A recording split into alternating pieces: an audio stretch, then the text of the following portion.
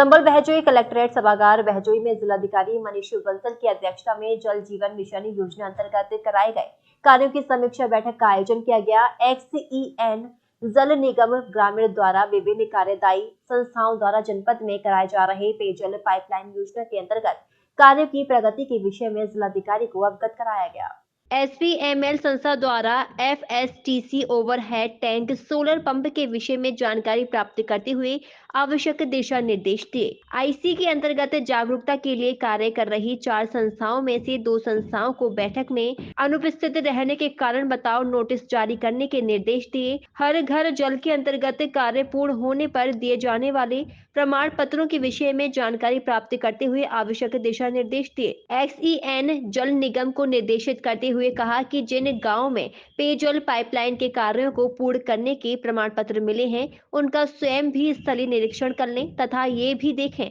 कि जिन कार्यों को प्रमाण पत्र प्राप्त हुआ है वह कार्य पूर्ण है या नहीं। अगर किसी कार्य का कोई गलत प्रमाण पत्र पाया गया तो संबंधित के विरुद्ध कड़ी कार्रवाई की जाएगी। ये आज संभल में हम लोगों ने जिला सड़क सुरक्षा समिति की बैठक की थी। उस बैठक में हर माह इस बात की समीक्षा की जाती है कि किस प्रकार से यातायात को और सुरक्षित बनाया जा सके और सड़क दुर्घटनाओं को कम किया जा सके। एक चिंताजनक जो ट्रेंड देखने में आ रहा है कि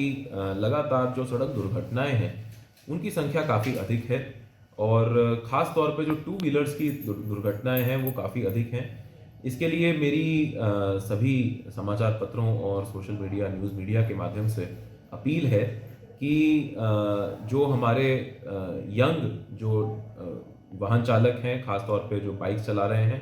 वो इस बात का विशेष ध्यान दें कि यातायात के नियमों का पालन करें। पिछले जनवरी के माह में पूरे जनपद में लगभग 27 दुर्घटनाएं घटी जिसमें 20 लोगों की मृत्यु हुई है और अधिकतम जो है ये बाइक चालक थे। अगर लोग अपने हेलमेट्स पहने तो इन दुर्घटनाओं को कम किया जा सकता है और इससे होने वाली जनहानि को और भी कम किया जा सकता है। एक और जो लगातार ये देखने में आ रहा है, इसके संबंध में आज मैंने ये निर्देश भी दिए हैं कि मैक्सिमम जो दुर्घटनाएं हैं वो नेशनल हाईवे 509 जो हमारा मुख्य एक हाईवे है जनपद का, उस पर हो रही हैं। तो इसमें ARTO और जो यातायात विभाग है और पुलिस यातायात विभाग है उनको निर्देशित भी किया है कि वहाँ पर अपनी चेकिंग को बढ़ाएं ताकि जो भी लोग यातायात का उल्लंघन कर रहे हैं, नियमों का उल्लंघन कर रहे हैं, उनके खिलाफ कार्रवाई की जाए। कई ऐसे स्कूल भी देखे गए हैं जिस पर बच्चे जो 9वीं 10वीं के हैं या 11वीं 12वीं के हैं वो बिना लाइसेंस के, बिना प्रॉपर उनके पास लाइसेंस नहीं होता, उसके बाद भी वो बाइक्स चला रहे हैं। तो मेरी इन सभी स्कूलों को भी निर्देश हैं, कल से हम लोग विशेष अभियान इन स्कूल्स की चेकिंग का चलाएंगे जिसमें अगर स्कूलों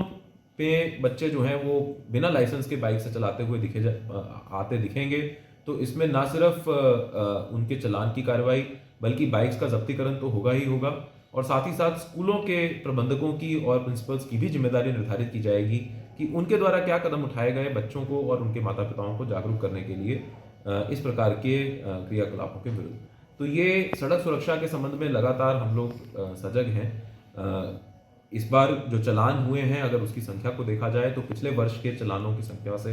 काफ़ी अधिक हुए हैं। लगातार हमारा विभाग, चाहे वो पर्यटन विभाग, हमारा यातायात विभाग हो, उसका परिवर्तन अनुभाग हो या हमारा पुलिस विभाग हो, वो लगातार कार्रवाइयाँ कर रहा है और चालानों की संख्या से ये जाहिर हो रहा है। लेकिन कहीं ना कहीं जो हमारे चालक हैं उनकी तरफ से लापरवाही लगातार बनी हुई है जिसके कारण दुर्घटनाएं घट रही हैं और मेरा उन सभी को अपील है कि इसमें यातायात के नियमों का पालन करें और अपनी और अपने सड़क पर चलने वाले अन्य आसपास के जो लोग हैं उनकी सुरक्षा का भी ध्यान रखें। प्रातः दर्पण न्यूज के लिए संबल से खलीक मलिक की रिपोर्ट।